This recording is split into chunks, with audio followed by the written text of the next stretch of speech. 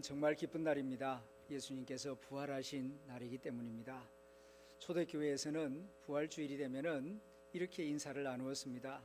앞에서 목회자가 예수님 부활하셨습니다 라고 선포하면 성도들은 진실로 진실로 그러합니다 이렇게 응답함으로써 부활하신 주님께 영광을 올려드렸습니다. 우리가 한번 해보겠습니다. 너무 감격스러워서 우리 구주 예수님 부활하셨습니다. 예수님 부활하셨습니다. 그렇습니다. 우리 주님 부활하셔서 지금 이 자리에 우리와 함께 계십니다. 우리의 예배를 받으시고 우리의 기도와 찬양을 받으시는 살아계신 하나님이십니다. 기독교의 최대 명절은 추석이 아닙니다. 그건 민족의 명절이고 성탄절도 아닙니다. 부활절입니다. 세상에 태어났다 하더라도 부활하지 아니하였으면 그가 하나님의 아들이라는 것을 어떻게 알 수 있겠습니까? 부활하셨기 때문에 그의 십자가의 죽음이 나의 죄를 대속한다는 것을 믿을 수 있게 되었고, 부활하셨기 때문에 그분의 하신 모든 말씀이 영원한 진리라는 것을 믿을 수 있게 된 것입니다. 기독교의 진리는 예수님의 부활 위에 기초하고 있습니다. 그러므로 이 부활주일은 그냥 하루 축하하고 기념하고 넘어갈 수 있는 그런 날이 아닙니다. 사실상 1년 52주 모든 예배가 이 부활의 기쁨 위에 기초하고 있습니다. 그러므로 우리 교회에서는 종전에는 사순절 특별 새벽기도에만 드렸지만은 금년부터는 부활주일을 기점으로 해서 이전의 2주일, 이후의 2주일 십자가의 신앙도 기억하고 간직하고 부활의 신앙도 기억하고 간직하기 위하여 이와 같이 미랄 특별 새벽기도회를 하고 있습니다.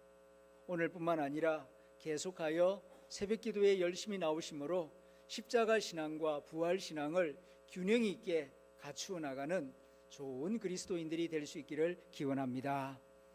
예수님 부활하셨습니다.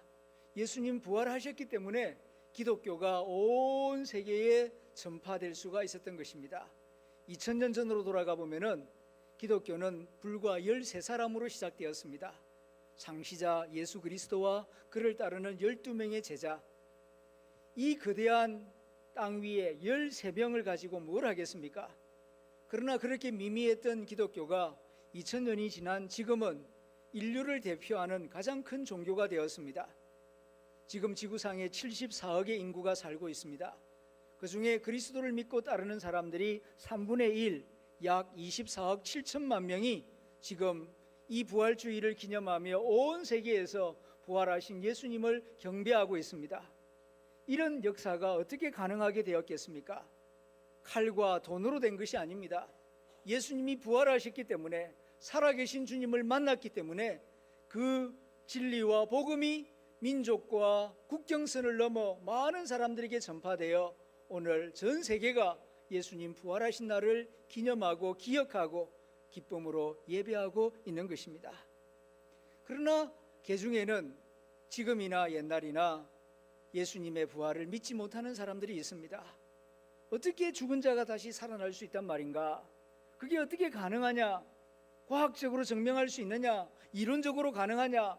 별의별 이야기들을 다 합니다. 사도 바울 당시에 고린도 교회 안에도 그런 사람들이 있었던 모양입니다. 그렇게 부활을 의심하는 사람들에 대하여 바울은 어떻게 말합니까? 오늘 본문 4절부터 8절까지 말씀입니다. 우리가 함께 읽습니다. 장사 지낸 바 되셨다가 성경대로 사흘 만에 다시 살아나사 게바에게 보이시고 후에 12제자에게와 그 후에 500여 형제에게 일시에 보이셨나니 그 중에 지금까지 대다수는 살아있고 어떤 사람은 잠들었으며 그 후에 야고보에게 보이셨으며 그 후에 모든 사도에게와 맨 나중에 만삭되지 못하여 난 자 같은 내게도 보이셨느니라. 아멘. 예수님의 부활이 가능하냐 불가능하냐, 그런 이론적인 이야기, 그런 생각이나 의견은 다 내려놓고 예수님의 부활은 역사적인 사실이다. 바울은 그렇게 강조함으로써 예수님의 부활을 증거하고 있습니다. 예수님의 부활은 톨스토이가 말하는 그런 정신적인 부활이 아닙니다. 심리적인 부활도 아니에요. 꿈속이나 환상 속에서 본 그런 부활이 아닙니다. 히스토리컬 팩트예요. 역사적인 사실입니다. 게바에게, 그러니까 그의 수제자 베드로에게 부활하신 예수님이 직접 나타나 보이셨고, 12제자가 무서워서 숨어있는 그곳에 문도 열지 않고 들어오셔서 나를 만져보라, 내 옆구리에 손을 넣어보라 말씀하시면서 실제로 보여주셨고, 그리고 500여 명에게, 지금 이 예배당 안에 다 합쳐본들 500여 명이 되지 않습니다. 500명이 넘는 사람들에게 일시에 부활하신 예수님의 몸과 모습을 보여주셨어요. 그리고 그 중에는 바울이 이 설교를 할 당시에 절반 이상이, 대다수가 아직 살아 있었습니다. 실제로 예수님을 본 사람들이 살아 있었습니다. 그리고 예루살렘 교회 담임 목사인 야고보에게도 나타나셨고, 맨 나중에는 예수님을 핍박하고 예수 믿는 사람들을 거짓말쟁이라고 감옥에 집어넣는 일에 앞장섰던 사울에게 다마스커스에서 직접 나타나셔서 부활하신 몸을 보여주시며 사명을 맡겨주셨습니다. 예수님의 부활은 역사적인 사실입니다. 그러므로 이것은 누가 꾸며낼 수 있는 그런 이야기가 아닙니다. 이 역사적인 진리를 바울은 다시 한번 강조하면서 예수 그리스도는 부활하셨다. 예수 그리스도를 믿으라. 그가 너와 내 집을 구원하리라. 담대하게 복음을 전하고 있습니다.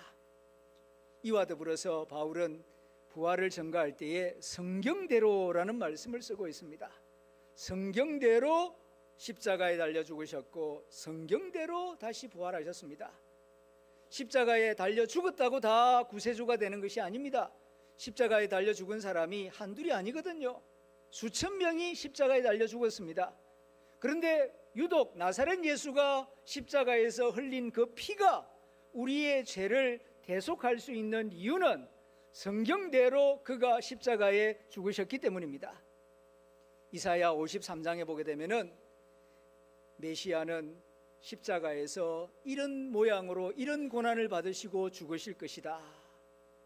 그리고 그의 죽음과 고난과 희생은 우리를 치유하며 우리를 대속하며 우리를 깨끗하게 하는 보혈의 피가 된다고 이사야 선지자가 주님 오시기 700년 전에 예언하였고 그 예언대로 십자가에 달려 죽으신 것입니다. 그리고 성경대로 다시 살아나셨습니다. 시편 16편에 보게 되면은 주님이 부활하실 것을 예언하였습니다. 이렇게 성경대로 죽으시고 성경대로 다시 살아나셨기 때문에 성경대로 그는 우리의 구세주가 되셔서 우리의 예배를 받으시고 그를 믿는 모든 자들을 능히 구원하신다고 사도 바울이 힘있게 전파하고 있는 것입니다. 이 세상에는 많은 무덤이 있습니다. 세계적인 종교의 창시자들의 무덤도 있습니다. 그러나 기독교의 창시자 예수 그리스도의 무덤은 없습니다. 여기에 기독교의 권세가 있고 능력이 있는 것입니다. 불교는 깨달음을 주는, 그리고 이 속세의 집착과 그리고 욕심을 버리게 하는데 아주 도움을 주는 좋은 종교입니다. 그러나 그 창시자 스가모니는 80이 넘어서 죽었고 그의 무덤이 인도 쿠시나가르 도시 근교에 있습니다. 유교의 창시자 공자는 인간의 예법을 가르치고 인애를 가르치는데 앞장섰습니다. 훌륭한 스승입니다. 그러나 그 또한 죽어서 산둥성 치푸시에 가면은 그의 무덤이 있습니다. 모슬렘의 창시자 모하메드도 죽어서 사우디아라비아 메디나에 가면은 그의 무덤이 있습니다. 그들은 훌륭한 사람들이었지만 우리와 같은 성정을 가진 좋은 인간, 좋은 스승이었지 하나님은 아니었습니다. 그러나 나사렛 예수는 무덤이 없습니다. 우리 기독교인의 자랑은 무덤이 비어 있다는 데 있습니다. 역설인지 모르지만은 여기에 기독교의 권세가 있고 능력이 있습니다. 왜 무덤이 비어 있습니까? 예수님은 부활하셨기 때문입니다. 부활하셔서 지금 성령으로 이 자리에 임재해 계시고 우리의 예배와 기도를 받고 계십니다. 그러므로 기독교는 여러 종교 중에 하나가 아니라 생명입니다. 기독교는 다른 종교와 비교할 수 없는 생명을 주는 하나님의 능력인 것입니다. 기독교가 2000년 동안 수많은 핍박을 받으면서도 사라지지 아니하고 국경선과 민족을 넘어서 다음 세대를 넘어서 끊임없이 이 복음이 전파되고 있는 이유가 기독교 속에는 다른 종교에서 경험할 수 없는 생명이 있기 때문입니다. 그런데 유감스럽게도 고린도 교인들은 이 놀라운 부활의 진리를 듣고 배웠음에도 불구하고 죽은 자들의 부활을 믿지 아니했습니다. 오늘 본문 12절을 보게 되면 죽은 자들이 어찌 부활하리요? 이 말은 예수님의 부활은 믿겠는데 우리 부모님이 믿다가 죽은 다음 부활하는 것을 어찌 믿으리요? 그런 뜻이에요. 왜 이런 말을 하는 것입니까? 예수님 부활 믿어요. 예수님의 부활은 인정해요. 그러나 예수님의 부활이 나의 부활이 될 것인가? 그리고 30년, 60년 전에 장례식을 치루었고 화장도 했고 이미 땅속에 들어가서 다 썩어 없어졌는데 어떻게 부활할 수 있단 말인가? 믿을 수가 없어서 죽은 자들이 어찌 부활하리요? 그렇게 지금 의심하고 있는 것입니다. 그것은 성경을 알지 못하기 때문입니다. 이렇게 고린도 교인들이 의심하고 질문했던 이유가 있었습니다. 두 가지 이유입니다. 첫째는 헬라 사상 때문입니다. 고린도라고 하는 도시는 그리스의 위치에 있는 항구 도시입니다. 오래전부터 그리스 철학의 영향을 많이 받았습니다. 그리스 철학의 특징 중에 한 가지는 육신과 영혼을 분리한다는 것입니다. 육신은 악하고 타락된 것이고 죄악 덩어리이고 영혼은 순결하고 영원하다. 그래서 영혼의 부활은 믿는데 몸의 부활은 인정하지 않았습니다. 이 죄악된 몸이 다시 부활하면은 그러면은 그거는 부활하지 아니함만 못하지 않는가? 이렇게 영혼과 육신을 분리하였습니다. 그러다 보니까 몸이 다시 부활한다, 예수님처럼 부활한다는 이 진리를 그들은 받아들이지를 못했던 것입니다. 고린도 교인들만 그러합니까? 오늘 한국 교회 교인들 가운데에서도 이런 분들이 꽤나 많이 있습니다. 몸은 교회를 다니고 있지만 정신은 불교와 유교의 영향을 많이 받아서 윤회 사상이나 죽고 난 다음에는 혼백 사상에 사로잡혀 있는 사람들이 많습니다. 예수를 믿지만은 죽고 난 다음에는 다시 환생하는 것이 아닌가, 이런 생각을 하면서 교회를 다닙니다. 그도 그럴 것이 한국 문화 속에는 불교적인 뿌리와 잔재가 너무나 많기 때문입니다. 2017년 12월에 흥행했던 신과 함께라고 하는 영화가 있었습니다. 그 영화 또한 불교의 윤회 사상을 밑에 깔고 있습니다.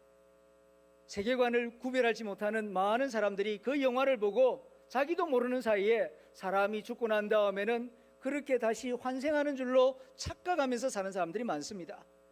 그런가 하면은 500년 동안 유교의 영향을 받았기 때문에 사람이 죽고 난 다음에는 기일이 되면은 귀신이 되어서 다시 자녀를 찾아와서 제사밥 차려달라고 하는 줄로 그렇게 생각하는 분들이 있습니다.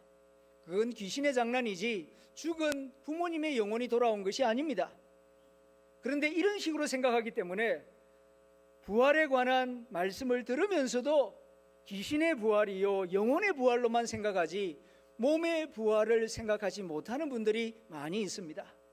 또 한 가지는 죽은 지 너무 오래되었기 때문입니다.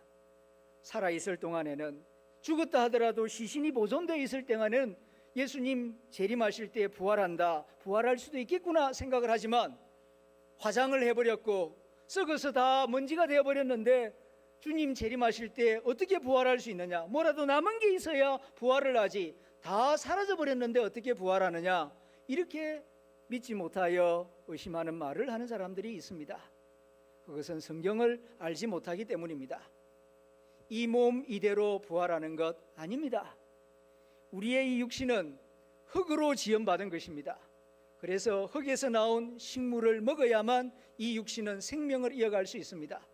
그러나 부활할 때에는 이 몸을 가지고 부활하는 것이 아니라 이것은 낡은 옷을 벗어버리듯이 벗어버리고 주님이 예비하신, 주님이 입으신 그 부활의 몸, 예수님이 입으신 그 부활의 몸을 우리가 다시 입게 되는 것입니다.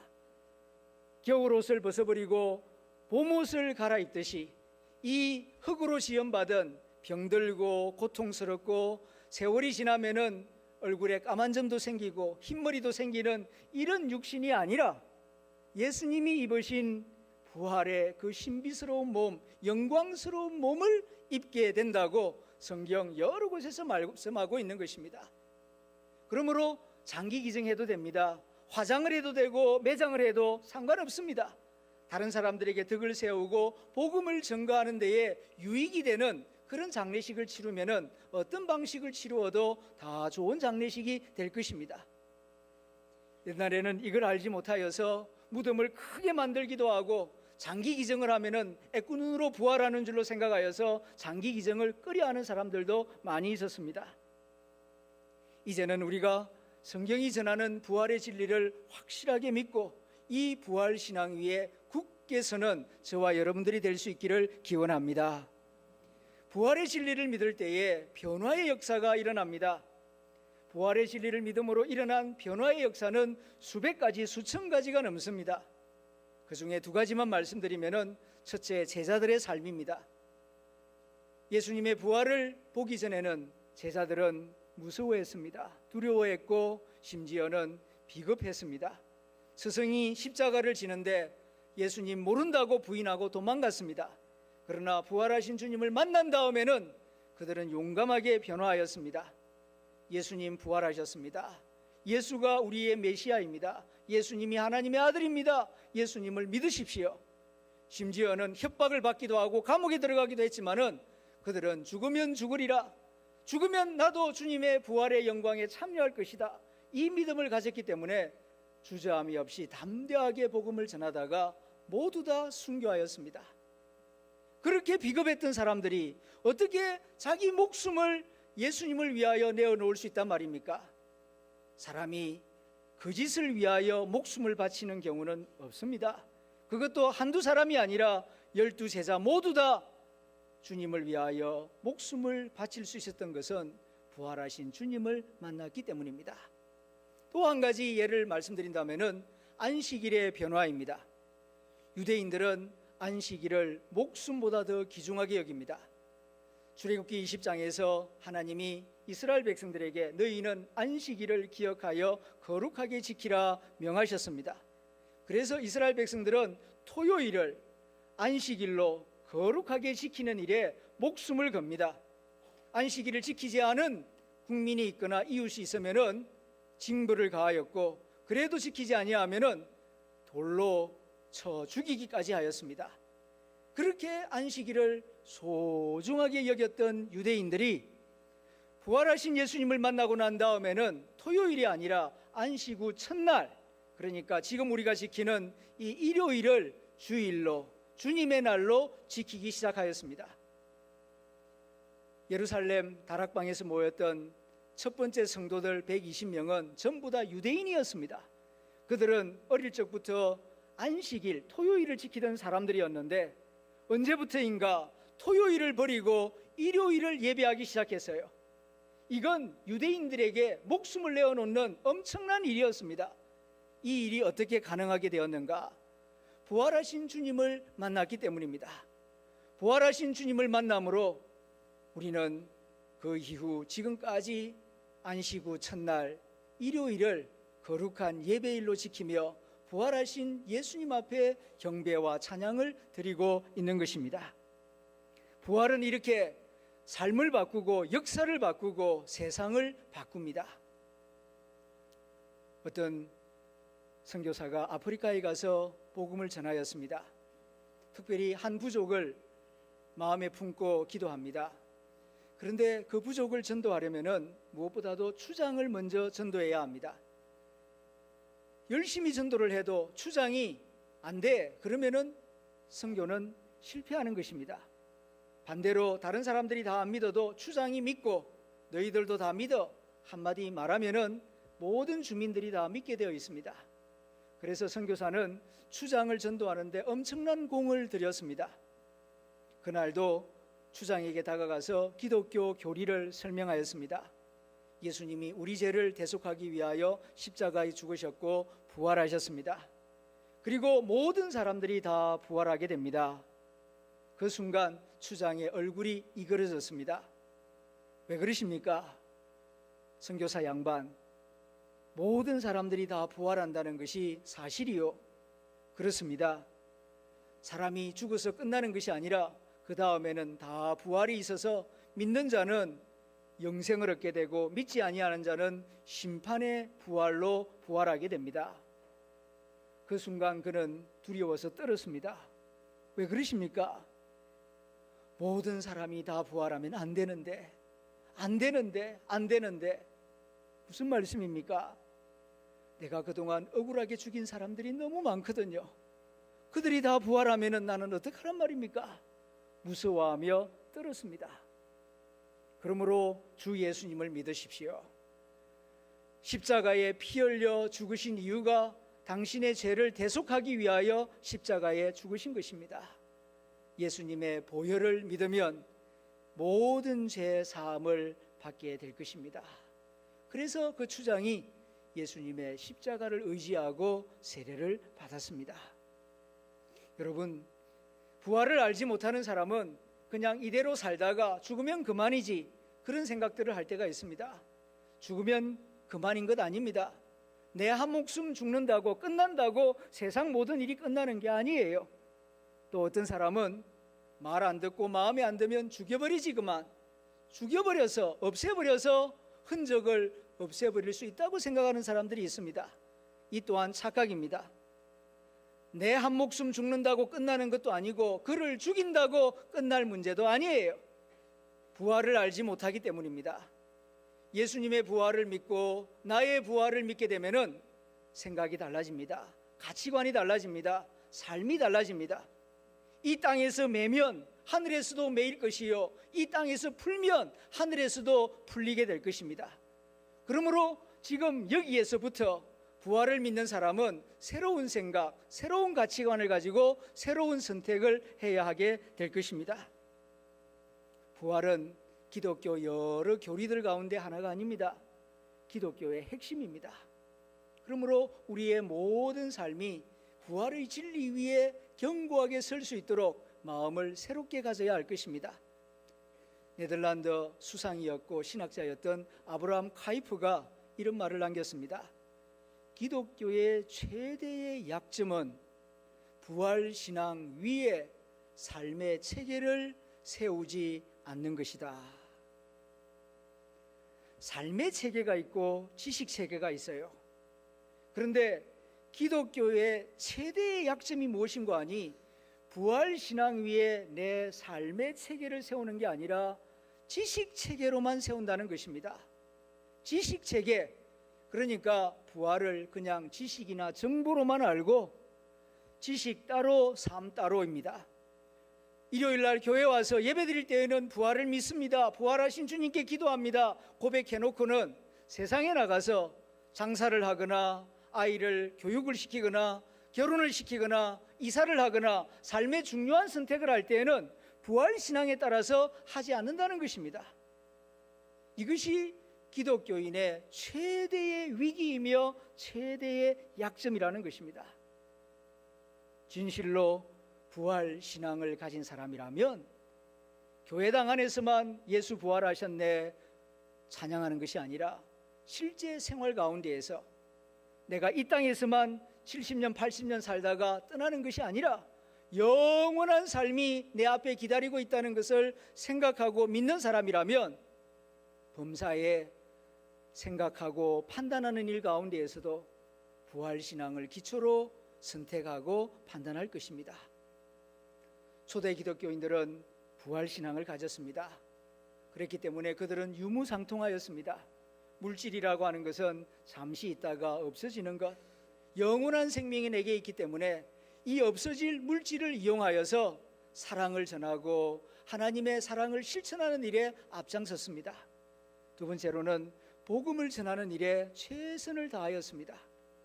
예수님의 부활을 믿는 사람이라면, 그리고 이 땅의 삶이 전부가 아니라 영원한 삶이 우리 앞에 있다는 것을 확신하는 사람이라면 내 가까운 가족과 일가 친척과 친구들에게 입을 다물고 가만히 있지는 못할 것입니다. 맥스 루케이도라고 하는 복음 전도자는 이런 말을 하였습니다. 성도는 누구인가? 성도는 천국의 택배회사와 택배회사 직원과 같은 사람이다. 택배회사 직원들, 물건을 받았으면 반드시 고객에게 전해야죠. 물건은 받아놓고 전하지 않으면 이 직무유기예요. 회사에서는 아주 벌받아요. 성도는 천국의 택배회사 직원이에요. 천국 복음을 우리가 받았습니다. 나 혼자만 고이 간직하고 있다가 나 혼자만 천국 가게 되면 직무유기예요. 구중받습니다. 그러므로 내가 받은 이 부활의 복음을 안 믿는 사람들에게 전해야 합니다. 그래서 나 홀로 천국 갈 것이 아니라 안 믿는 사람들에게 복음을 전해서 함께 천국에 갈 수 있도록 힘써야 할 것입니다. 사도 바울은 이런 믿음을 가졌습니다. 그래서 고린도전서 9장 16절에서 이렇게 고백합니다. 내가 복음을 전하지 아니하면 내게 화가 있으리로다.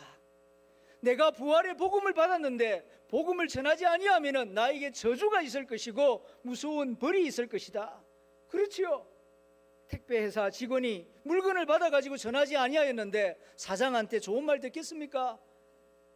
구실함을 듣게 되어 있지요. 마찬가지로 우리가 부활의 복음을 받아서 우리 홀로 간직하는 것이 아니라 우리 이웃과 형제 자매들에게 전해야 할 것입니다.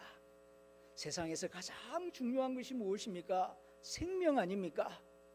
이 땅의 생명뿐만 아니라 영원한 생명이 얼마나 중요한 것입니까? 천하보다 귀한 것이 한 사람의 영혼이요 생명일진데 우리가 입을 다물고 있으면은 주위 사람들은 모릅니다. 이 땅의 삶이 전부인 줄로 알고 살다가 허무하게 끝날 것입니다.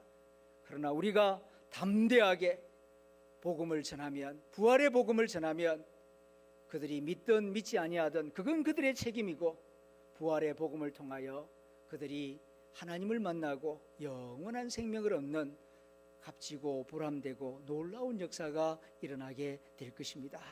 부활주일, 그저 여기 와서 1시간 예배드린 것으로 부활을 기념하고 내 할 봄은 다 했다, 그렇게 생각하지 마시고 이번 부활주일이 지나가기 전에 여러분 가까운 사람들에게 이 부활의 기쁜 소식을 힘써 전함으로 하나님께 영광을 돌리는 저와 여러분들이 될 수 있기를 기원합니다. 기도하겠습니다.